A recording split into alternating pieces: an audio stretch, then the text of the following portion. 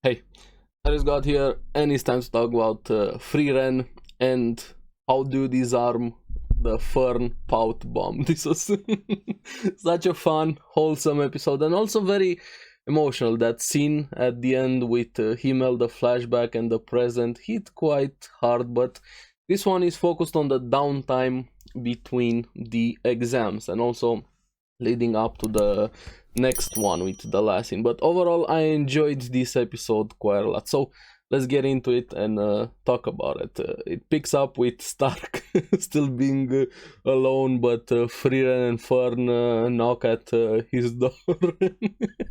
And I like how Fern went instantly into the Inquisition mode, interrogating him. What did you do? What happened? Why did you overslept? And she got pouty at all of the oversleeping for both Frieren and Stark there, all the cute moments between them. Then I also liked, we saw all of the other participants, how they all met at this key location, the Mecca, the Nexus, the Bell restaurant in the middle.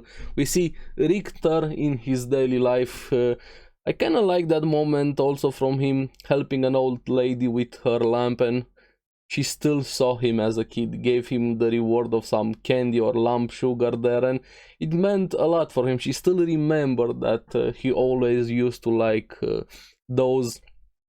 Then Denken and Laufen show up, with Denken treating Laufen like his granddaughter there, spoiling her. Richter even commented on that, and Denken convincing him to go to this restaurant, saying used to visit it with his wife. Remember, this is why he wants to get the title, to visit the grave of his wife there. But I really like these daily moments with them. We had all of the actions, but now we see them outside of work, so to say, kind of separating that, seeing them as how they normally are when combat, something is not at stake. There, even Land, we see him finding a cute cat that was meowing for her mother there, but thankfully the mother comes back. Then Ubel joins him, and in this episode we find out quite a lot about Ubel. And his first question to her was, killing is not that much for you, as it doesn't take much for you to kill it. I'm paraphrasing a bit, and she says, yeah, kind of, yeah. But here, another question, why didn't you kill Rebel instantly? And they're kind of similar. She likes to take her time before she kills somebody, but for different reasons there. And we see her, she's able to use the same magic as Rebel. She binds Land, and she reveals herself how her magic works.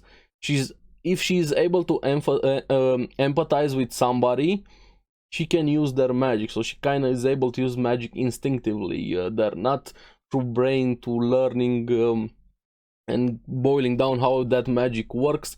She can kind of feel it and use it. And she made me, I don't know, my first thing when that was revealed, I was like, made me think of Heroes, empaths from Heroes, copying powers using the same ones, empath there. And she slowly wanted to get to know Land, to be able to use his power of the clones. I don't know, is she able to use multiple powers at the same time? Can she only have like a backup of 2 or 3? I hope we find out more, because if she has an arsenal of everybody she was able to empathize so far, should be quite overpowered there. But also I'm curious how her emotions, or is she some psychopath in a way, only feels emotions from others?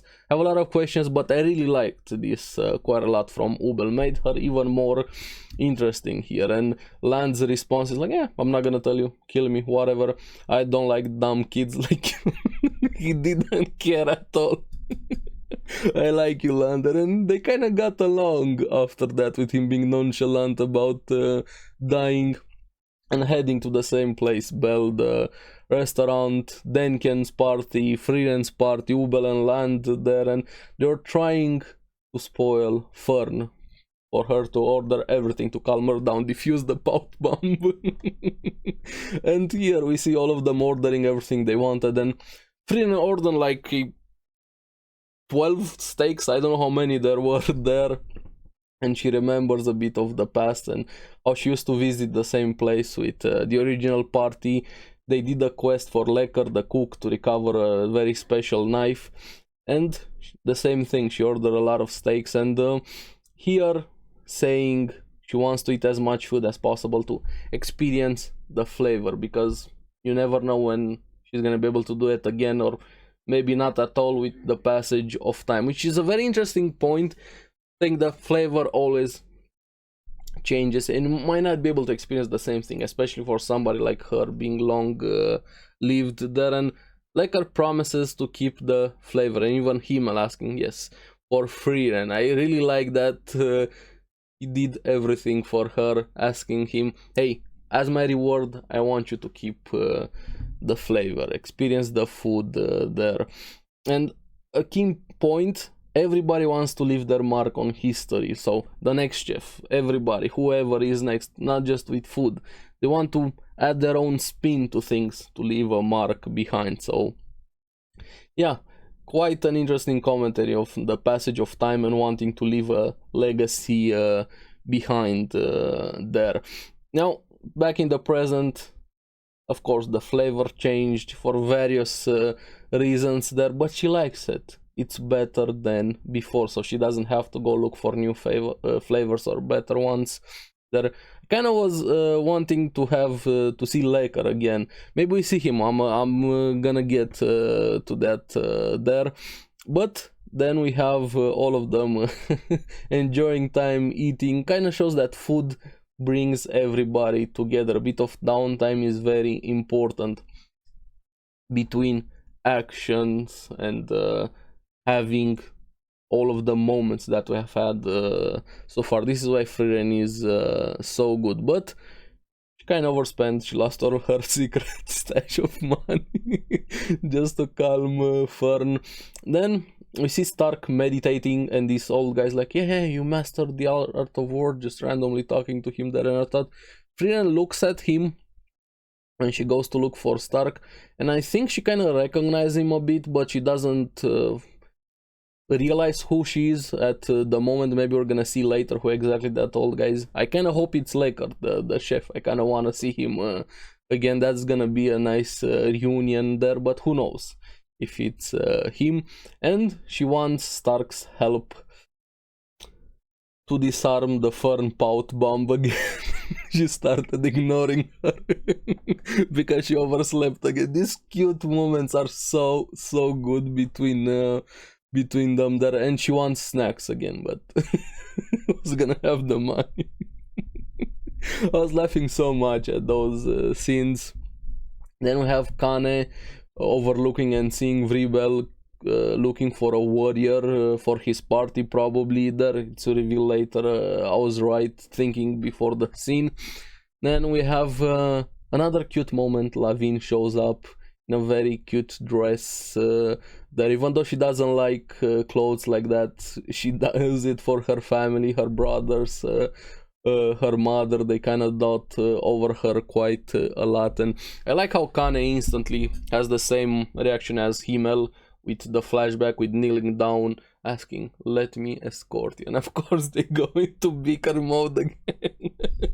Lavigne ripping her hair, of course in a cute banter mode there. Then we have them showing up, and we have a meeting with Frieren and the group, and Vribel also shows up and gets all over Stark. Hey, you look very good. Just going all over him, checking his muscles, everything. And what is happening? Why is Stark being very confused there, poor guy? But the reveal is here wants him for a quest to eliminate some monster that has been going attacking the crops there. And Frien's like, yeah, take him. It's gonna be okay. No worries. She knew they felt like was no bad intentions there, and I really like Vribel. Honestly, he's one of my favorite new characters that have been introduced into the series. I like his personality, his background, his demeanor there, his character design. I hope we get to see more and more of him there. Here, this is where probably one of my favorite things in the episode happened. We have Khan and Lavigne thanking Frieren, and then we see the flashback, and I again, flashbacks are perfect for Frieren. They hit at the perfect moment, they don't overstay their welcome, they serve their purpose quite well, and we have Himmel being thanked by a kid for helping her, and Frieren asking, why do you help people? The first answer was, because I'm a hero. Yes, but why exactly? I do it for myself, for somebody to remember me. And paraphrasing a bit, to live is to have someone you know remember you. And how do you achieve that? Change their life a bit. And this is where it got me a bit emotional there, and showing that how Himmel is and how much he was able to change the lives of others, for Frieren, for random people, for everybody, the true meaning of a hero. Then we see it back in the present with Frieren enjoying time, laughing, spending time with Stark, Fern, and the two girls that she spent a bit of time helping in the exams. And even now I'm getting a bit emotional there. Lavin and Kane bonding a bit. That was such a beautiful moment between them, and the smile on Frieren's face, just precious. Honestly, awesome moment there. But after this we have things to come, and Lavin saying, hey, maybe in the next exam we're going to be rivals, and at that moment they get the notification when the next exam is going to happen, and apparently Zenze is going to be the examiner, and she kind of has a reputation. Apparently she was the examiner 4 times in the past and nobody passed there, and everybody, I liked how showing multiple people getting the notification in different circumstances, even Rebel while he was enjoying time with Stark after them completing the mission.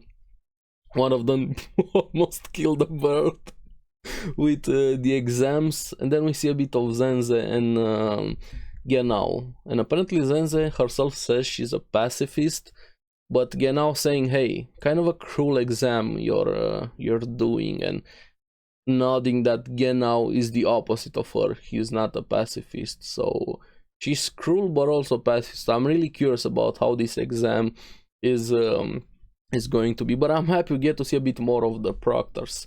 So after this great downtime episode, we're getting back into the exams next week. So overall, awesome episode. I'm so happy they took this downtime, like not straight into the next exam there.